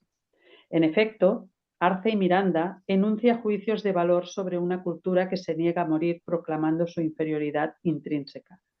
Ello no significa que repudie todos los dominios indígenas, al contrario, reconoce aquello de lo que carecen los criollos y europeos. Hablando de las potencialidades del indio como persona humana, dice, influye en su cristianismo no poco la docilidad de su natural y humildad de su condición, por una parte exenta de vicios de soberbia, codicia, avaricia, ambición, envidia o ira, que tanto lugar se hace en nosotros. Por otra, capaz de ser instruida en todo género de virtudes. Pero lo que nuestro sacerdote afirma es que hay reglas suprahistóricas, obligatorias en todas las culturas. Así, la interdicción de prácticas abominables como la antropofagia, el incesto y la diferencia ontológica entre el bien y el mal válidas en un sentido trascendental. Evidentemente, cuando Arce y Miranda afirman la exclusividad y la superioridad del catolicismo, lo hacen los dominios específicos más universales, arriba señalados, y no en los menos universales como son el arte, la lengua, las costumbres o sistemas de educación donde no existen normas trascendentes supraculturales para enunciar juicios estéticos y lingüísticos para comparar el valor relativo de las diversas formas de expresión. Sé que nuestros sentimientos acerca de este punto son ambiguos, acaso contradictorios. Y es que hemos asimilado esta especie de universalismo que proclama que no hay normas absolutas ni históricas para juzgar una cultura cualquiera, o que tenemos nuestra cultura y las demás no me interesan, o bien que hay normas pero todas incompatibles e igualmente válidas. Relativismo colectivo. Arce y Miranda se pronuncia sobre valores y en modo algunos puede evitarlo, no es indiferente. Se pinta a sí mismo mirándose en el espejo, no de una imaginación y una memoria deformantes, sino de sermones profundos, reflexionados día a día. Se pinta también mirándonos a nosotros, hombres del siglo XX, situados en peligrosas ilusiones de un universalismo que se niega a enunciar juicios de valor sobre civilizaciones diferentes, culturas y hombres que proclaman la igualdad intrínseca y la indiferencia total. En efecto, si se afirma que todas las culturas son iguales, quien eso sostenga deberá decir que sería terrible para nosotros que me sacaran el corazón, pero estaba bien para esos indios salvajes. Por ende, lo que se expresa es menos el respeto que el desdén hacia las otras tradiciones, y la fraseología de Arce y Miranda no es clara al respecto. No son iguales las culturas. El pensamiento de Arce y Miranda, extraordinariamente vivo y atrevido, no cree con todo en el ideal de un mundo uniforme que comparta los mismos gustos, el mismo estilo de vida o la misma lengua, sino solo en ciertos valores suprahistóricos en lo que insiste con frecuencia. Hombre de la Iglesia, hombre de estudio, aristócrata del pensamiento y dotes de tribuno, es celoso guardián de la clara conciencia de su propia identidad, cultural en tanto que fuerza espiritual. Decir esto, ese contexto, es afirmar la superioridad de la cultura europea que sabe preservar la incertidumbre ante sus propias normas.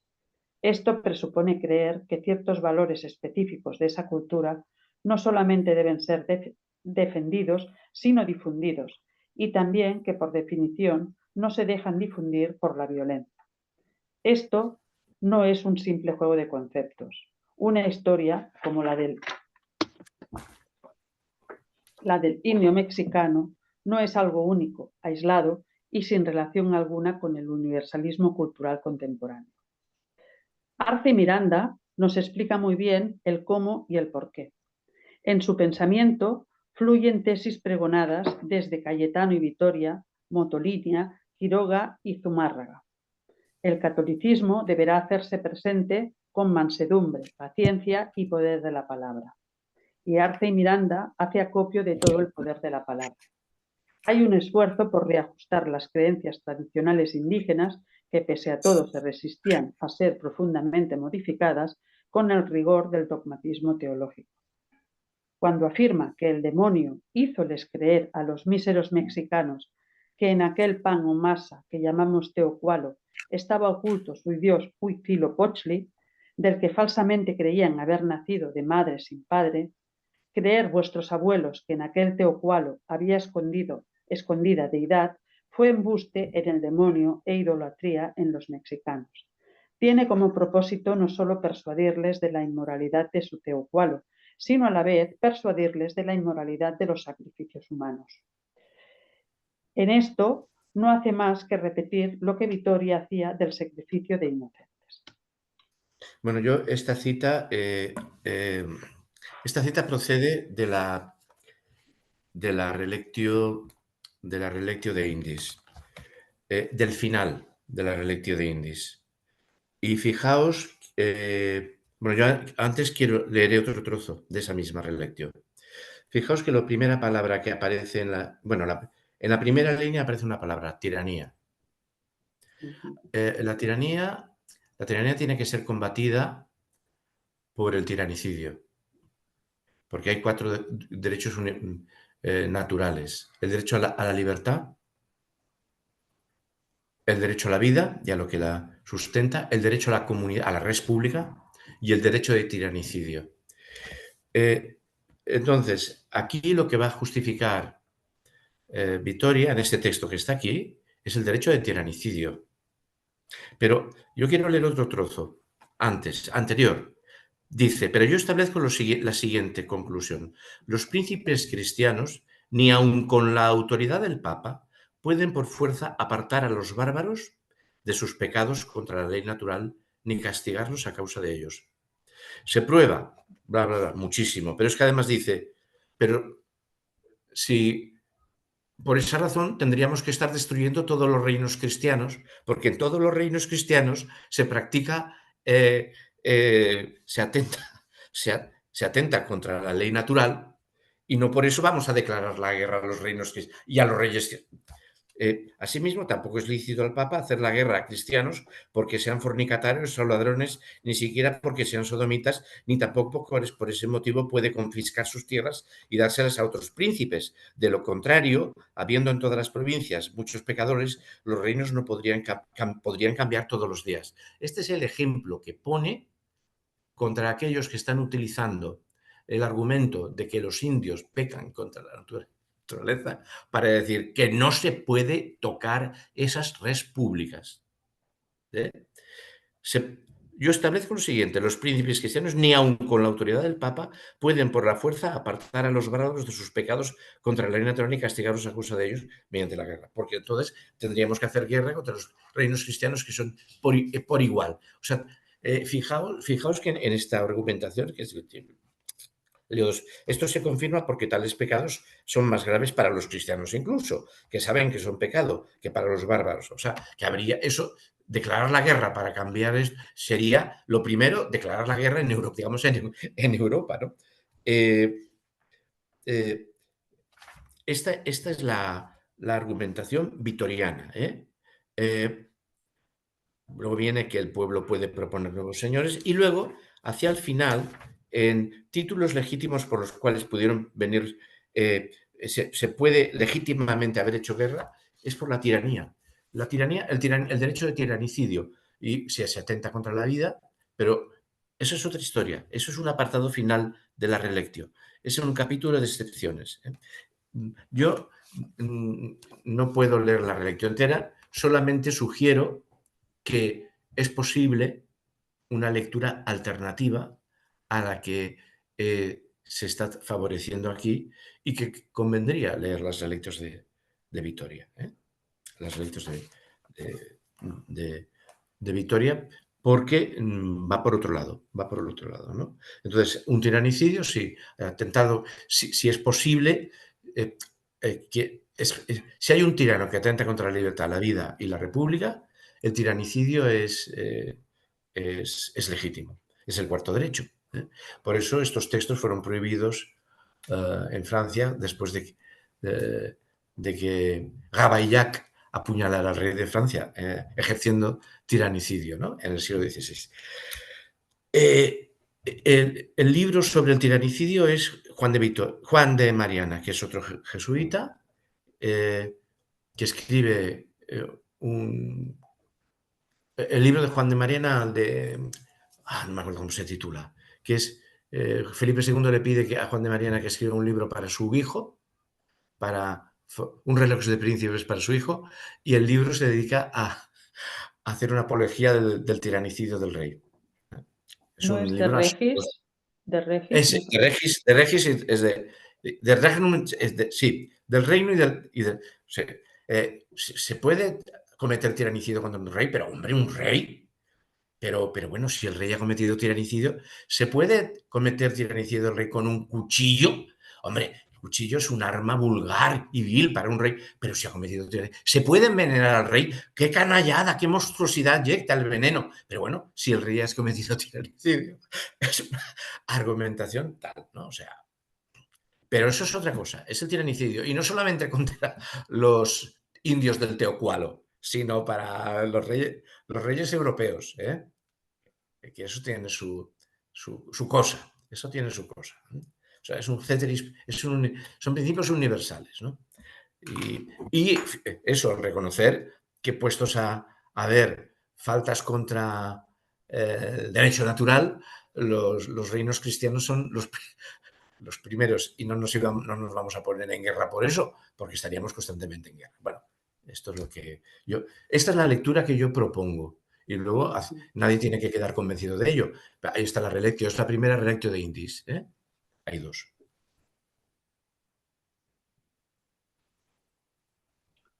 Y luego sí dice eso, ¿no? Luego dice eso, sí. En tiranía de los... y si hay tiranía, contra la tiranía vale. Contra el otro no. Otro título puede existir, fundado en la tiranía de los señores de los bárbaros o en el carácter inhumano de las leyes que entre ellos imperen en daño de los inocentes, como son las que ordenan sacrificios de hombres inocentes o permitan la matanza de hombres exentos de culpa para comer sus culpas. Afirmo que aun sin necesidad de para la comer sus autorización carnes, dice el texto original. El texto original, para comer sus carnes, claro. Aquí sus culpas. Bueno. Sí, Afirmo que aún sin necesidad de la autorización del pontífice, pueden los españoles prohibir a los bárbaros todas estas nefandas costumbres y ritos, pues les está permitido defender a los inocentes de una muerte injusta. Y si no quieren hacerlo, hay causa para hacerles la guerra y emplear contra ellos todos los derechos de la misma. Ya no habría de ser obstáculo que todos los bárbaros consientan en tales leyes y sacrificios y que no quisieren ser liberados por los españoles de semejantes costumbres, pues en estas cosas no son hasta tal punto dueños de sí mismos como para poder entregarse a la muerte o entregar a sus hijos. La verdad es que detrás de toda esta tradición teológica se esboza una cuestión de permanente vigencia, la libertad religiosa y el problema de la intervención. Si nadie es dueño absolutamente de sí mismo como para entregarse voluntariamente a la muerte o a entregar a los hijos, ¿hasta dónde uno es dueño absoluto de su vida y existencia? Vitoria admite el derecho a la intervención para liberar a inocentes y Arce Miranda, en un contexto diferente, ve al parecer, a través de Vitoria, por vía de la sociabilidad natural entre todos los hombres, el derecho a decirles a los indios mexicanos que lo que hacían sus abuelos es un grave delito de lo que es básico en la sociabilidad del hombre, afectando a la existencia de la misma sociedad universal de la humanidad. Esta tesis ciertamente está muy lejos de la de Jacques Soustelle cuando dice: cada cultura tiene su noción particular de lo que es cruel y de lo que no es. Los españoles, tan sinceramente conmovidos por la crueldad de los curas indígenas, masacraron, quemaron, mutilaron y torturaron con una buena conciencia imperturbable.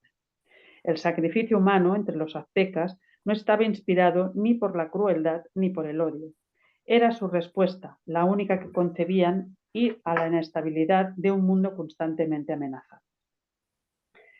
Desde luego, hay que admitir que para los antiguos mexicanos era incomprensible la contradicción entre el mensaje de Cristo y la avidez de oro y plata y la explotación de que eran objeto por parte de los españoles. Pero aquí el problema es considerar si es posible la existencia de una sociedad donde los sacrificios humanos erigidos como norma violan lo que es básico en la sociabilidad del hombre. Este es el statu questionis que requiere la confrontación histórica. Esto es, si para Arce y Miranda los sacrificios humanos son una crueldad que no necesita del aval histórico, puesto que hay reglas suprahistóricas, trascendentes. Soustelle tiene que probar históricamente que los sacrificios humanos no eran sacrificios de inocente ni vicio general y que además no afectaban la existencia de la misma sociedad universal de la humanidad, o al menos no imposibilitaba la existencia de aquella sociedad donde el sacrificio humano se había constituido en norma cultural. Porque había también indígenas opresores. En otras palabras, para nosotros, hijos del siglo XXI, que comienza, que constantemente recordamos el encontronazo de la conquista, acostumbrados a una inteligencia ampulosa, cuestionadora y respondona, interrogarnos sobre los principios de Cayetano, Vitoria, la moral de los salmanticeses, Arce y Miranda. Perdón una cosa. Vitoria defiende el derecho de las repúblicas indias. O sea, este es o sea, puede haber actos de pero eso no exime de que las repúblicas indias tengan derecho de existencia porque las repúblicas son un derecho natural. O sea, las comunidades organizadas son uno de los 4 derechos naturales. Victoria es el que funde magistralmente dos derechos estoicos y un derecho aristotélico tomista. Los derechos estoicos son derechos de la subjetividad, que vienen a través del derecho canónico y de, bueno, libertad y vida. Y un derecho aristotélico, el derecho a la polis, el derecho a la comunidad, y la comunidad entendida como una eticidad. Y los universaliza, eso es convertirlos todos en derecho estoico, y les dota de un respaldo, que es el derecho de tiranicidio. Pero en Vitoria, que puede haber la defensa hacia el final de su texto, hay una defensa de que hay que evitar el tiranicidio de los sacrificios humanos, eso no significa que dé derecho a destruir las repúblicas indias. Él está defendiendo en su texto el derecho de los indios a sus repúblicas. Eso lo dice, ¿no? Los indios tienen derecho a sus repúblicas porque las repúblicas son, que eso es la traducción de comunitas, la comunia, la república, la comunidad, la polis, son derecho natural. Esta es la forma que creo yo que de la argumentación de Victoria. Por eso yo recomendaría mucho leer a Victoria, ¿no? Mucho leer a Victoria, ¿no? Por derecho natural los indios tienen repúblicas. Las repúblicas indias deben ser respetadas porque toda comunidad, todo ser humano tiene derecho a su propia república. Esta es la argumentación victoriana. Esta es la argumentación victoriana. Se pueden encontrar las de los indios, las dos de indios y el poder civil y unos grandes prólogos que, o sea, esas tres relectios caben en 150 páginas. Bueno, a 60 páginas por relectio, ¿no? En el poder civil ya se enfrenta con Santo Tomás, porque Santo Tomás, bueno, con Santo Tomás se enfrenta en varias cosas. Al convertir los derechos en universales, en derechos universales de toda la humanidad, se enfrenta con Santo Tomás porque Santo Tomás sabe que en Aristóteles no hay derechos naturales universales. Eso es estoicismo. Y los afirma. Pero luego, la civilización de la familia. Santo Tomás excluye a la familia de la civilización. La familia está al margen del derecho civil. Y él, discutiendo, acaba diciendo que no, que hay que civilizar la familia, hay que meter a la familia también en derecho civil.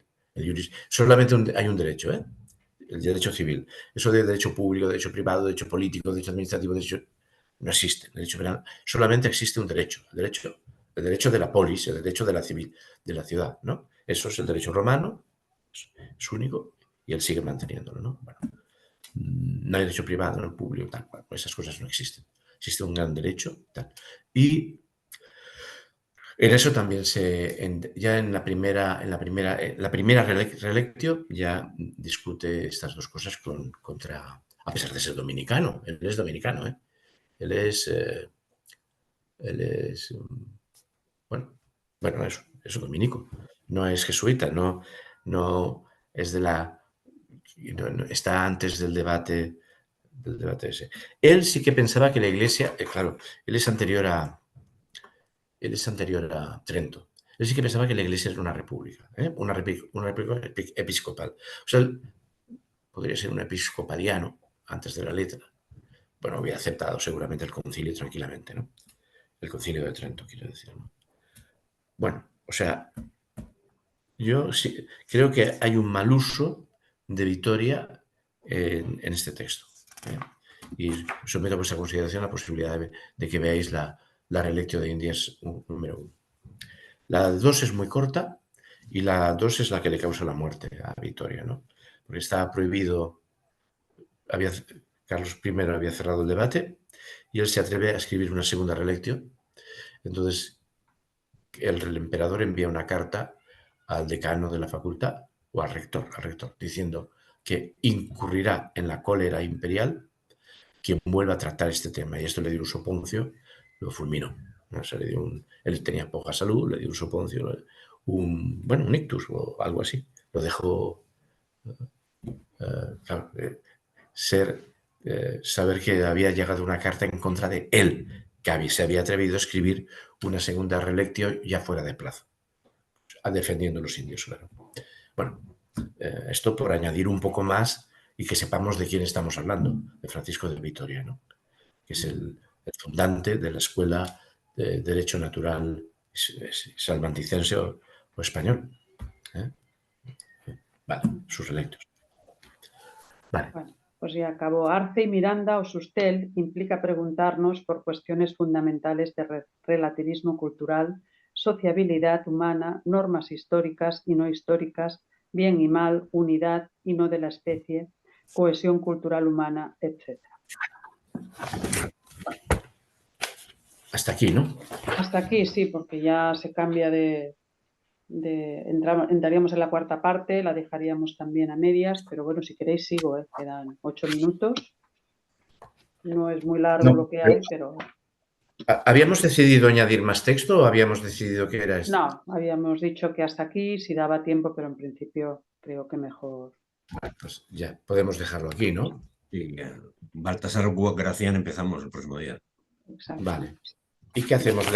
O sea, fijamos día, que será el... Hoy es 16 y 14.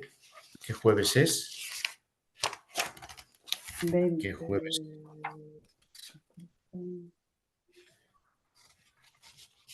Es el jueves... 30. El jueves 30. El jueves 30, ¿no?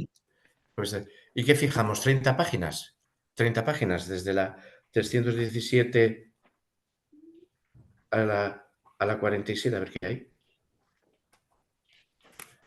Bueno, mira, podemos ir hasta claro. Pugna entre jesuitas y Juan de Palafox y Mendoza. Hasta ahí. Ahí viene una parte muy interesante que es precisamente el minus probabilismus, que es las nuevas morales defendidas por los jesuitas. Pero bueno, pues quedamos ahí. Vamos de la 317 a la 300. 60 intentamos más llegar o menos. hasta la 360, que serán muchas, pero bueno, más o menos. No, 60, 17, Sí. 27, 37. Ah, no, es la página no, 360. Página 360. ¿Todo eso queréis que podemos leer? Creo que no dará tiempo. La cuarta parte, presencia de Baltasar García, va de la 317 a la 348. Exacto. Perdón, que me he saltado. Sí, perdón. Sí, que me he yo creo entrado que en la esa quinta sería... parte. Sí, hasta la 345. Tratamos de hacer eso. Baltasar Gracián. El tema de Baltasar Gracián en el libro publicado por él tampoco está. Pero bueno, está aquí. Leemos esto de la 317 a la 348. A la 345. Perfecto. Pues vale, el 30. A las 6. Y a ver si alguien se ofrece para leer también, porque bueno, vamos así variando. Yo y creo que manejar así a Vitoria hace un grandísimo daño a la escuela filosófica. Vitoria es un grande del pensamiento filosófico, y no digamos Suárez. Suárez es la filosofía europea de la contemporaneidad, que parte de él, ¿no? Entonces, me parece que, no sé, me irrita, perdonáis, ¿no? Pero me enfada. En fin, eso, que nadie tendrían que completarme la pensión de jubilación con otra pensión por las grandes defensas que hago de esta gente. Pero bueno, esto es lo que hay. Bueno, ¿quién se ofrece a leer? ¿Alguien se ofrece ya a leer para el próximo día? Pepe, ¿qué dices? Ya me ofrezco yo. Pues vale, mira, Pepe, anotado. Pepe. De acuerdo. Pues nada. Pues nada, quedamos Sí. así Así quedamos, sí. y ya está. Y gracias por los comentarios Perdón, de la una cosa, lectura. la sesión que la abrirá, porque yo ahí soy ¿Perdona? la sesión la abrirá Sí, alguien abrirá. Sí. Vale. Sí. Perfecto. Vale. Bueno, Sí, sí. habrá el Alguien mensaje abrirá. de recordatorio, ¿no? El mensaje recordatorio y ya. Podrá así mensaje ya. de recordatorio y seguramente abrirá o Antonio Nadas. Sí. Gracias a los contertulios y a María Ángeles por su lectura. Pues gracias. Venga, Sí, señor. Gracias, María Ángeles, por la lectura de hoy. pues venga. Y abrirá, bueno, y yo aprovechando que Antonio Navas está de vacaciones estos días, voy a intentar que me explique cómo se abre, para que yo también pueda, para que haya varias personas que podamos aprendamos a manejar el. En última instancia puedo volver a abrir yo. Vale. El primo de Carlos, cuyo nombre, Jaime Ramajo, nos ha enviado un correo explicando cómo se abre sesión si pide, como pedía hoy el programa, una confirmación de correo electrónico, que estaba, supongo, el correo perdido, pero bueno, es posible. De acuerdo. Vale. Vale. Bueno, pues aprenderemos las varias formas de abrir. Vale. Bueno, Gerard. Venga, Vale. pues nos vemos el día. Hasta luego. Vamos. Me tienes que, Gerard, me tienes que dar información de lo del domingo. Sí. Aprovecho. Sí. Cierro. Muy bien. Bueno, adiós. Adiós a todos. ¿Habéis parado la grabación? No. No. Bueno, ahora Sí. lo hará Antonio, no hay problema. Vale. Supongo que sí, Vale. la puede coger. Bueno, no os preocupéis, Carlos recortará los sobrantes si Vale. esto está siendo grabado, Carlos recortará los sobrantes. Muy bien. Bueno, pues nada. Hasta luego. Buenas noches. Hasta luego. Hasta luego, chao.